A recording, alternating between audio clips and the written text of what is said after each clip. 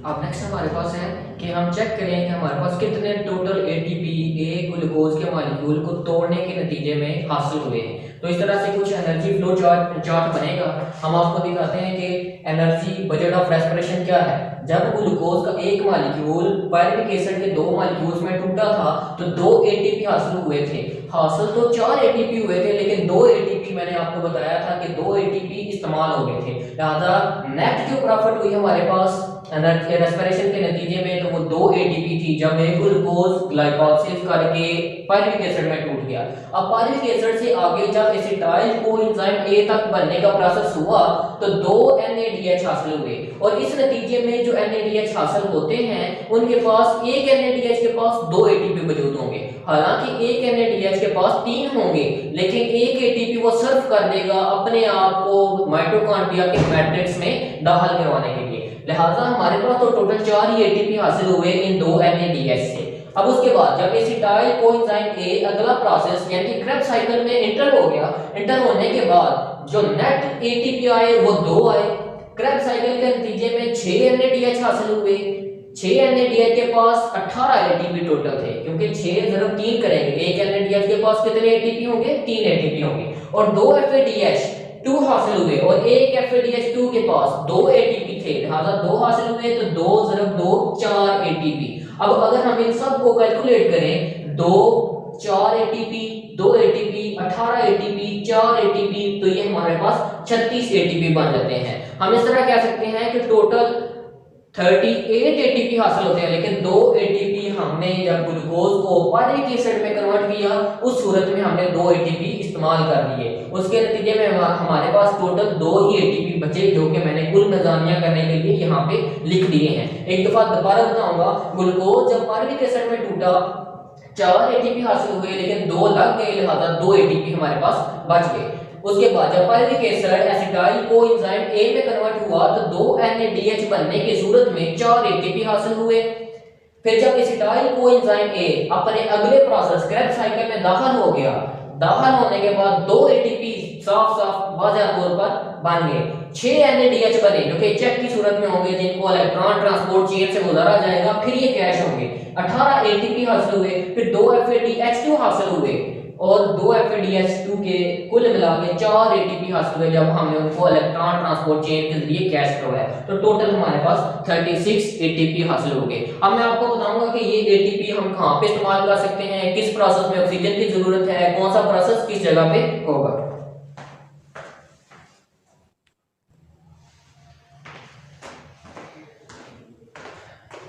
Use of energy, उसके बाद हम आपको दिखाएंगे कि किस में ऑक्सीजन चाहिए, किस में कितने एटीपी हासिल हुए, लास्ट पे जो प्रोडक्ट बचा वो क्या बचा, साइट यानी कौन सी जगह पे ये प्रोसेस हो रहा है और इसकी इंपॉर्टेंस क्या है। अगर हम पूरे इस चैप्टर का एनालिसिस करें तो हमारे पास इस तरह का कोई चार्ट आएगा जिसमें हम देखेंगे कि प्रेजेंस ऑफ ऑक्सीजन, ये मैंने ऊपर 2 लिख दिए हैं, एरोबिक रेस्पिरेशन और anaerobic respiration. Aerobic respiration oxygen की फुली सप्लाई में होगा, जबकि anaerobic respiration short supply of oxygen में होगा, जिसमें ऑक्सीजन एनर्जी की मिकदार भी कम हासिल होगी।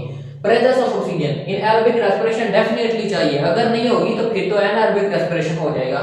एनारोबिक रेस्पिरेशन में प्रेजेंस ऑफ ऑक्सीजन नहीं चाहिए, नहीं होगी तो ग्लूकोज जो है वो ऑटोमेटिकली ग्लाइकोलाइसिस करके पायरुविक एसिड में कन्वर्ट होगा और पायरुविक एसिड आगे से लैक्टिक एसिड और अल्कोहलिक फर्मेंटेशन में कन्वर्ट हो जाएगा। Number of ATP aerobic respiration में कितने बनते हैं?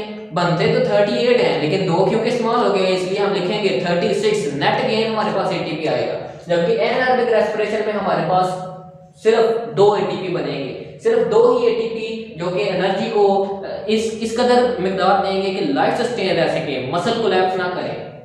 फाइनल प्रोडक्ट एरोबिक रेस्पिरेशन में लास्ट पे कार्बन डाइऑक्साइड बचती है जो कि जानवर और इंसान बाहर निकाल देते हैं और साथ में पानी बचता है, जबकि एनारोबिक रेस्पिरेशन में लैक्टिक एसिड बचता है और एथेनॉल प्लस कार्बन डाइऑक्साइड बचती है। उसके बाद हमारे पास है साइट, कौन सी जगह पे होगी? Aerobic respiration. एरोबिक रेस्पिरेशन का पहला मरहला ग्लाइकोलाइसिस है और एनारोबिक रेस्पिरेशन का पहला मरहला भी ग्लाइकोलाइसिस ही है। ज्यादा ग्लाइकोलाइसिस इन साइटोप्लाज्म, सेल के साइटोप्लाज्म के अंदर होगी जो फ्लूइड टाइप मटेरियल होगा। उसके बाद Krebs cycle and electron transport chain in mitochondria, ये एक ऑर्गेनेल है माइटोकॉन्ड्रिया, उसके अंदर होगा।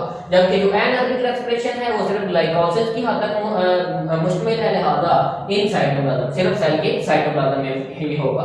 और इंपॉर्टेंस क्या है एरोबिक रेस्पिरेशन की और एनारोबिक रेस्पिरेशन की? इंपॉर्टेंस में मेजर सोर्स ऑफ एनर्जी है, ज्यादातर जानदार इसी एरोबिक रेस्पिरेशन की वजह से ही जिंदा रह सकते हैं और अपने आप के लिए एनर्जी प्रोड्यूस कर सकते हैं।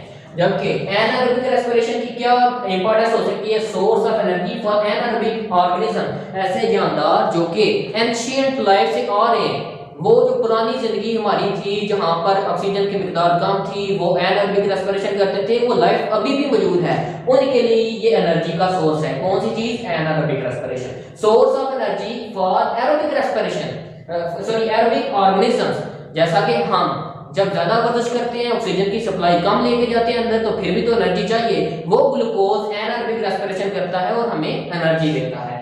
In short supply of oxygen, जब भी कोई जानदार तेज मूव करता है, भागता है, वर्जिश करता है या ऑक्सीजन की लेस सप्लाई आ जाती है उसको, तो वो ग्लूकोज को तोड़ के थोड़ी सी मिकदार यानी कि 2 एटीपी ही चले हासिल कर लेता है, वो एनारोबिक रेस्पिरेशन की वजह से बनता है। और एनारोबिक रेस्पिरेशन की सबसे बड़ी इंपॉर्टेंस बायोटेक्नोलॉजी के अंदर इस्तेमाल हो रही है। बायोटेक्नोलॉजिस्ट माइक्रो ऑर्गेनिज्म को इस्तेमाल करते हैं, बैक्टीरिया और यीस्ट वगैरह को, योगर्ट, चीज, बन, ब्रेड वगैरह बनाते हैं, जो कि आज की जिंदगी की लाजमी जरूरियात हैं। अब मैं आपको बताऊंगा कि कौन से जानदार एरोबिक रेस्पिरेशन करते हैं और कौन से जानदार एनारोबिक रेस्पिरेशन करते हैं।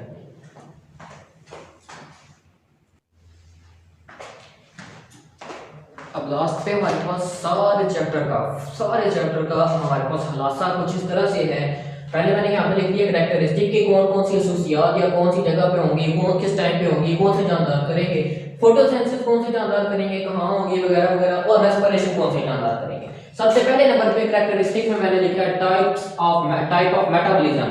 मेटाबॉलिज्म जानदारों के अंदर एनर्जी के जो तबादले होते रहते हैं और जो नए मॉलिक्यूल्स बनते हैं, पुराने मॉलिक्यूल्स की ब्रेकडाउन होती है, उसे मेटाबॉलिज्म कहते हैं। इसके 2 प्रोसेसेस होते हैं, एनाबॉलिज्म जब छोटे मॉलिक्यूल मिलके एक बड़ा कंपाउंड बनाते हैं, और कैटाबॉलिज्म जिसमें बड़े मॉलिक्यूल को या बड़े कंपाउंड को तोड़ के छोटे छोटे मॉलिक्यूल हासिल किए जाते हैं। अब फोटोसिंथेसिस एनाबॉलिक प्रोसेस है। एनाबॉलिक से मुराद है छोटी छोटी चीजें, कार्बन डाइऑक्साइड, पानी, सनलाइट, क्लोरोफिल, इस तरह की चीजें मिलती जाती हैं और ग्लूकोज बन जाता है। जबकि जो रेस्पिरेशन है ये कैटाबॉलिक है, इसमें ग्लूकोज को तोड़ के उसके छोटे छोटे अज्जा किए जाते हैं और सारी एनर्जी हासिल की जाती है। नेक्स्ट कैरेक्टरिस्टिक है एनर्जी इन्वेस्टमेंट है, या एनर्जी जो है वो जमा की जा रही है या एनर्जी हासिल की जा रही है। तो जो फोटोसिंथेसिस है इसमें एनर्जी इज स्टोर्ड, जो ग्लूकोज बनता है उसके मॉलिक्यूल्स के दरमियान, उसके बॉन्ड्स के दरमियान एनर्जी को स्टोर किया जा रहा होता है। और जब ग्लूकोज को तोड़ा जाता है जिसका प्रोसेस है रेस्पिरेशन, उसमें एनर्जी ऑब्टेन होती है, वही बॉन्ड एनर्जी जो कि ग्लूकोज के मॉलिक्यूल में फोटोसिंथेसिस के नतीजे में जमा की गई थी, उसको तोड़ के एनर्जी हासिल की गई है, इसीलिए ये कैटाबॉलिक है। बड़े कंपाउंड को तोड़ दिया गया है छोटे छोटे कंपाउंड, छोटे छोटे मॉलिक्यूल्स में। नेक्स्ट कैरेक्टरिस्टिक है ऑर्गेनिज्म कैपेबल ऑफ, कौन से जानदार फोटोसिंथेसिस कर सकते हैं और कौन से जानदार रेस्पिरेशन कर सकते हैं। फोटोसिंथेसिस तो चंद ही जानदार कर सकते हैं, सारे पौधे फोटोसिंथेसिस कर सकते हैं, सम एल्गी कर सकती हैं और सम बैक्टीरिया। एल्गी भी कर सकती हैं, चंद बैक्टीरिया भी कर सकते हैं और सारे पौधे फोटोसिंथेसिस कर सकते हैं, इंसान और जानवर वगैरह नहीं कर सकते। उसके बाद रेस्पिरेशन कौन कर सकता है? ये तो ऑल ऑर्गेनिज्म कर सकते हैं, पौधे भी कर सकते हैं, एल्गी भी, बैक्टीरिया भी, इंसान भी, जानवर भी, हर जानदार रेस्पिरेशन कर सकता है। उसके बाद साइट ऑफ ऑकरेंस, को किस जगह फोटोसिंथेसिस होगी और किस जगह पे रेस्पिरेशन होगी। तो फोटोसिंथेसिस इन क्लोरोप्लास्ट, एक ऑर्गेनेली है पौधों के पत्तों के अंदर जिसके पास क्लोरोफिल मौजूद होता है, वहीं पर सिर्फ फोटोसिंथेसिस होगी इन green parts of plants only. कौन से पौधे के पार्ट हरे रंग के होंगे या सब्ज रंग के होंगे? सिर्फ पत्ते। और इस जगह पे क्लोरोप्लास्ट मौजूद होगा जिसके पास क्लोरोफिल होगा जो कि लाइट को अब्सॉर्ब करेगा, लिहाजा इन क्लोरोप्लास्ट इन ग्रीन पार्ट्स ओनली। और कौन करेगा? सिर्फ पौधे करेंगे। Respiration in cytoplasm, glycolysis cytoplasm में होगी। ग्लाइकोलाइसिस के नतीजे में बनने वाला जो पायरुविक एसिड है वो अपने आप को अंदर शिफ्ट कर लेगा माइटोकॉन्ड्रिया में, लिहाजा respiration in cytoplasm and mitochondria के अंदर होगी। कैरेक्टरिस्टिक में नेक्स्ट है टाइम ऑफ ऑकरेंस। फोटोसिंथेसिस किस टाइम होगी? सिर्फ जब सूरज की रोशनी मौजूद होगी। स्टार्ट कब होगी? उसका एक दूसरा प्रोसेस भी है जिसका नाम है डार्क रिएक्शन। डार्क रिएक्शन रात के वक्त भी हो सकता है, वो लाइट उसके लिए जरूरी नहीं है, लेकिन उससे पहले जो लाइट रिएक्शन है उसके लिए लाइट जरूरी है। लिहाजा जब सूरज की रोशनी होगी, लाइट रिएक्शन स्टार्ट होगा, तभी डार्क रिएक्शन होगा। लिहाजा इन डे टाइम ऑनली, सिर्फ दिन के वक्त जब सूरज की रोशनी होगी, लाइट रिएक्शन होगा, तभी डार्क रिएक्शन भी होगा। जबकि जो रेस्पिरेशन है ऑल टाइम, हर टाइम होती रहती है, सुबह भी, शाम भी, रात भी, जब भी सेल्स को एनर्जी चाहिए, जब भी जानदारों को एनर्जी चाहिए, वो ग्लूकोज के मॉलिक्यूल को या स्टोर्ड बॉन्ड एनर्जी को तोड़ के एनर्जी हासिल कर लेते हैं। तो आपका 7th चैप्टर अल्हम्दुलिल्लाह क्लियर हो गया है। आप इंशाल्लाह 8वां चैप्टर नेक्स्ट स्टार्ट करें। अल्लाह हाफिज़।